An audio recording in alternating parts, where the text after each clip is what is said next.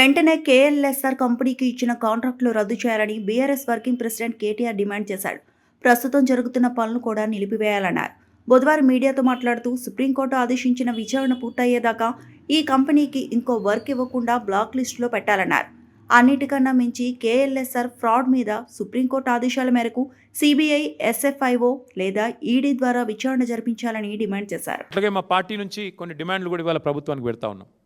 తక్షణమే సుప్రీంకోర్టు ఆదేశం ఇచ్చిన తర్వాత తదుపరి మీకు ఏమైనా కనీసం సిగ్గు లజ్జా ఉంటే వెంటనే కేఎల్ఎస్ఆర్ కంపెనీకి ఈ రాష్ట్రంలో ఇచ్చిన ప్రతి కాంట్రాక్ట్ రద్దు చేయాలి అని డిమాండ్ చేస్తూ ఉన్నాం.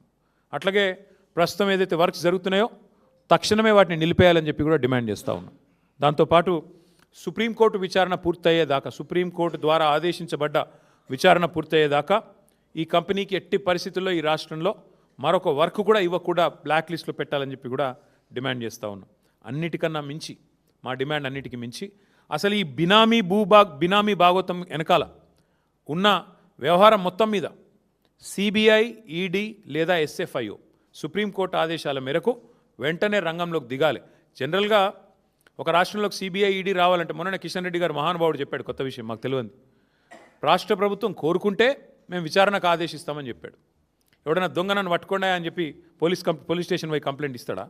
కానీ ఇక్కడేమైంది, సుప్రీంకోర్టు ఆల్రెడీ చెప్పింది, ఇక తప్పించుకోలేడు కిషన్ రెడ్డి కూడా. సుప్రీంకోర్టే చెప్పింది సిబిఐ రంగంలో దిగండి, ఈడీ రంగంలో దిగండి, ఎస్ఎఫ్ఐఓ రంగంలో దిగండి అని చెప్పింది. సుప్రీంకోర్టు సెంటర్కి నోటీస్ ఇచ్చింది, స్టేట్కి నోటీస్ ఇచ్చింది. నిజంగా కిషన్ రెడ్డి గారు బీజేపీ ఇవాళ రేవంత్ రెడ్డిని కాపాడుతున్న మాట నిజం కాకపోతే వెంటనే సిబిఐ, ఈడీ, ఎస్ఎఫ్ఐఓ రంగంలో దిగాలి. ఈ బినామీ భాగోతం, కేఎల్ఎస్ఆర్ భాగోతం వెంటనే విచారణ ప్రారంభించి చర్యలు తీసుకోవాలని చెప్పి మేము డిమాండ్ చేస్తాం. మరిన్ని అప్డేట్స్ కోసం మా ఛానల్ని సబ్స్క్రైబ్ చేయండి.